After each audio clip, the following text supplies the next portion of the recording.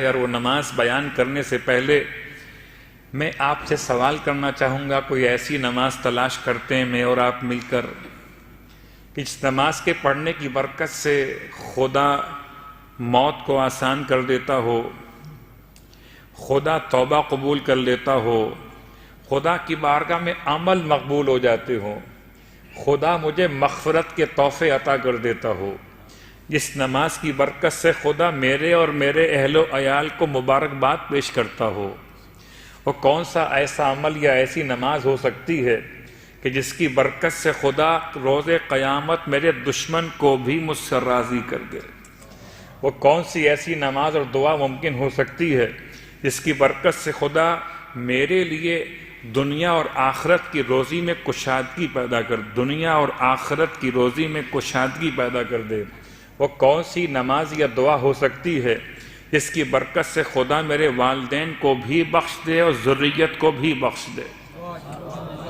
وہ کون سی ایسی دعا ہو سکتی ہے کہ خدا میرے لیے آسانیاں پیدا کر دے، کوئی مشکل نہ ہو؟ کون سی دعا ہو سکتی ہے جو میری موت کو آسان کر دے، روح نکلے مگر سختی قبض روح نہ ہو، یا سختی حالت نزا نہ ہو؟ وہ کون سی ایسی دعا یا نماز ہو سکتی ہے جس کی برکت سے فرشتہ موت کے ساتھ خود جبرائیل میرے سرہانے آ جائیں؟ تو کوئی ایسی دعا یا نماز ہے یا نہیں ہے؟ یا صرف میں نے خواب و خیال کی باتیں آپ تک پہنچائی ہیں؟ یہ صرف تمنائیں نہیں ہیں، یہ آرزویں نہیں ہیں، بلکہ یہ انعامات ہیں سرکار ختم یہ مرتبہ صلی اللہ علیہ وآلہ وسلم۔ میں نے طریقہ بدل دیا، ثواب پہلے بیان کیا ہے اور نماز کو بعد میں بیان کر رہا ہوں، کہ بڑا فرق پڑ جاتا ہے۔ جیسے مارکیٹنگ ہوتی ہے، دوا بعد میں دکھاتے ہیں، دوا کے فائدے پہلے بتاتے ہیں۔ لوگ مجھ سے پوچھتے ہیں مولانا اس کے پڑھنے کا ثواب کیا؟ ثواب پہلے سن لیجئے، نماز بعد میں سنیے۔ اب آپ کے ذہن متوجہ ہو گئے۔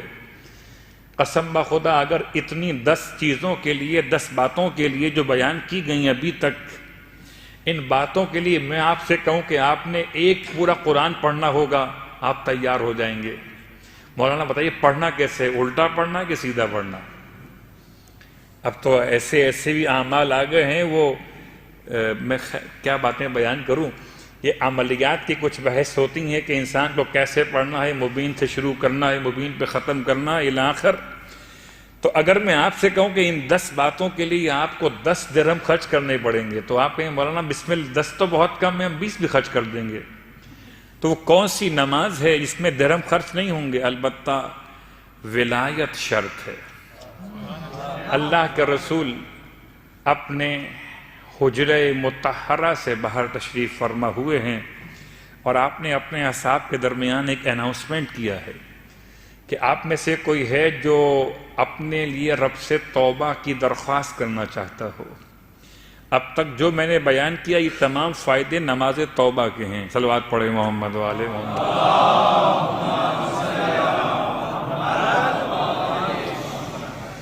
بہت ڈیپ میں جانے کے لیے تو پھر الگ الگ بحث کرنی پڑتی ہے۔ نماز تو یہ کیا ہے؟ معافی۔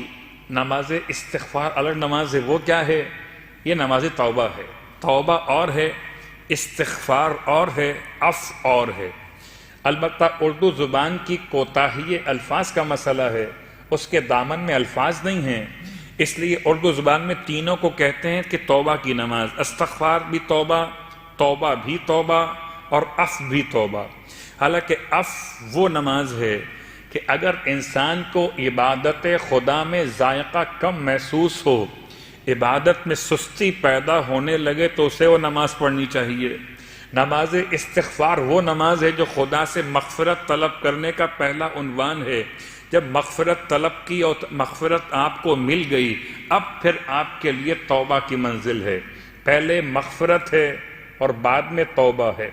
مغفرت دور سے بھی ہو سکتی ہے توبہ مگر خدا سے قریب آ کر ہی ملتی ہے۔ اسی لیے آپ ترتیب دیکھتے ہیں، استغفر اللہ ربی من کل ذنب واتوب الیہ۔ اتوب الیہ بعد میں ہے، استغفر اللہ ربی پہلے ہے، استغفار پہلے ہے، توبہ بعد میں ہے۔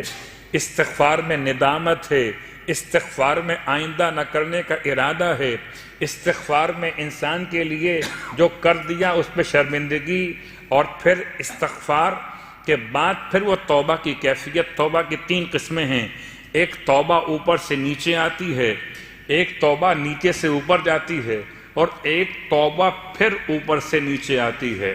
خدا توفیق توبہ عطا کرتا ہے، یہ پہلا نزول ہے۔ پھر انسان توبہ کرتا ہے، یہ دوسرا صعود ہے۔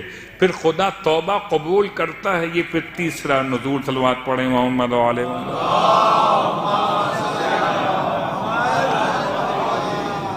تو توبہ یک طرفہ مسئلہ نہیں ہے، ہو سکتا ہے استغفار یک طرفہ مسئلہ ہو، استغفر اللہ ربی واتوب الیہ، لیکن یہ غیر معصومین کی بات ہو رہی ہے، معصومین کی بارگاہ مقدس کی بات نہیں ہو رہی۔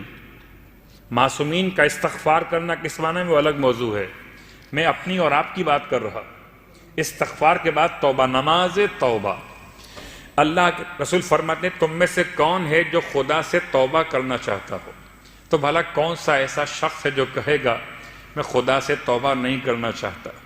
نماز توبہ اللہ کے رسول نے بیان کی غسل توبہ کے ساتھ، گرچہ الفاظ روایت میں غسل لکھا ہوا ہے لیکن بات سمجھ میں جو قرائن سے آتی ہے توبہ۔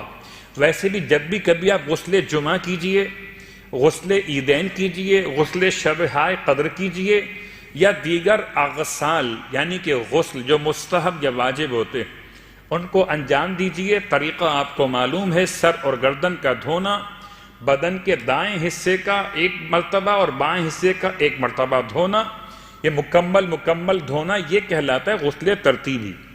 آپ اس طرح جب غسل کو مکمل کرتے ہیں تو پھر نیت کبھی کرتے ہیں جمعے کی، کبھی عیدین کی، کبھی اور مناسبتوں کے اعتبار سے واجب ہو یا غیر واجب، اس میں نیت ایڈ کر لیجئے ہمیشہ کے لیے۔ جب بھی کوئی غسل کریں، غسل مستحب ہو یا غسل واجب ہو، اس میں نیت ایڈ کر لیجئے اپنے اس آج کی مجلس کے بعد سے، اگر نہیں کی اب تک، کہ میں غسل توبہ، غسل جمعہ، غسل توبہ، غسل جنابت، غسل توبہ، غسل شب قدر، غسل توبہ، غسل منت و نظر، غسل توبہ، غسل احرام مثلا الاخر قربتاً الی اللہ۔ اپنے ہر غسل کے ساتھ ایک نیت کو ایڈ کر لیجئے۔ فقہی اعتبار سے کوئی اس میں مسئلہ نہیں ہے، آپ ایسا کرنے پر قادر ہیں، یعنی شرعاً آپ کو اس کی اجازت ہے کہ آپ واجب یا مستحب غسل کے ساتھ ایک نیت کو اور ایڈ کر سکتے ہیں۔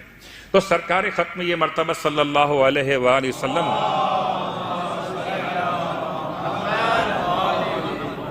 جو نماز بیان فرمائی، نماز توبہ، اس سے پہلے آپ نے غسل بیان کیا، غسل توبہ۔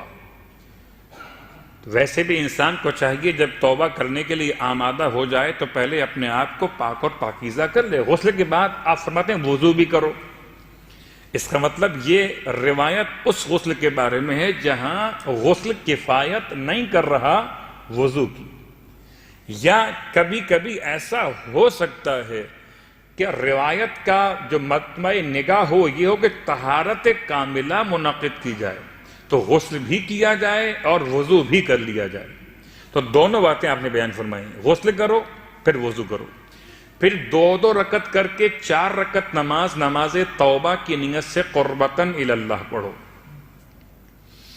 ہو سکتا ہے کہ کوئی یہاں سوال ذہن میں آئے، کیا میں اپنے والدین کی طرف سے پڑھ سکتا ہوں، اپنے بھائی بہن عزیز قریب اہلیہ بچوں کی طرف سے پڑھ سکتا ہوں؟ جواب، توبہ کا مسئلہ ویسے تو اپنا اپنا ہے، میری توبہ آپ کے کام نہیں آئے گی اور آپ کی توبہ میرے کام نہیں آئے گی، اس لیے کہ آپ کے معاملات خدا سے الگ ہیں، میں لفظ گناہ استعمال نہیں کر رہا، میرے معاملات اللہ سے الگ ہیں۔ لیکن پھر بھی اگر کوئی تمام کی طرف سے پڑھنا چاہے تو شرعاً گنجائش ہے۔ 2 رکعت نماز پھر 2 رکعت نماز۔ طریقہ سورہ الحمد کے بعد 3 مرتبہ سورہ اخلاص اور 1 مرتبہ سورہ فلق اور سورہ ناس، 3 مرتبہ سورہ اخلاص اور 1 مرتبہ سورہ فلق، 1 مرتبہ سورہ ناس۔ یہ 4 رکعت نماز میں طریقہ بالکل سیم رہے گا، 2 رکعت کر کے نماز مکمل، نماز توبہ قربتاً الی اللہ۔ نماز کو مکمل کرنے کے بعد 70 مرتبہ استغفر اللہ ربی واتوب الیہ، استغفر اللہ ربی واتوب الیہ، استغفر اللہ ربی واتوب الیہ۔ اور اس کے بعد ایک مرتبہ ما شاء اللہ لا قوۃ الا باللہ العلی العظیم کے بعد ایک مرتبہ یا عزیز و یا غفار اغفر لی ذنوبی وذنوب جمیع المؤمنین والمؤمنات انہ لا یغفر الذنوب الا انت یا الا انت۔ آپ پورا پڑھ لیجئے، یہ جملہ ایک مرتبہ ادا کرنا ہے۔ یہ نماز کے تمام فائدے اللہ کے رسول نے ارشاد فرمائے۔ ذی قعدہ کا اتوار کا دن تھا جب اللہ کے رسول نے نماز کو بیان کیا تو اصحاب نے پوچھا یا رسول اللہ کیا ذی قعدہ کے اتوار کے علاوہ بھی اس نماز کو پڑھ سکتے ہیں؟ آپ نے فرمایا جب بھی پڑھنا چاہو ثواب اتنا ہی ملے گا، چاہے مہینہ کوئی بھی ہو اور دن کوئی بھی۔ تو شاید پورے سال میں کوئی اور اثر ہوتا ہو مجھ پر اور آپ پر توبہ کے عنوان کا، مگر ماہ رمضان میں تو سچی بات یہ ہے جتنا خدا سے قریب ہوتے ہیں، قریب کیوں ہوتے ہیں کہ دنیا کی لذتوں سے دور ہوتے ہیں اور خدا سے قریب ہوتے ہیں۔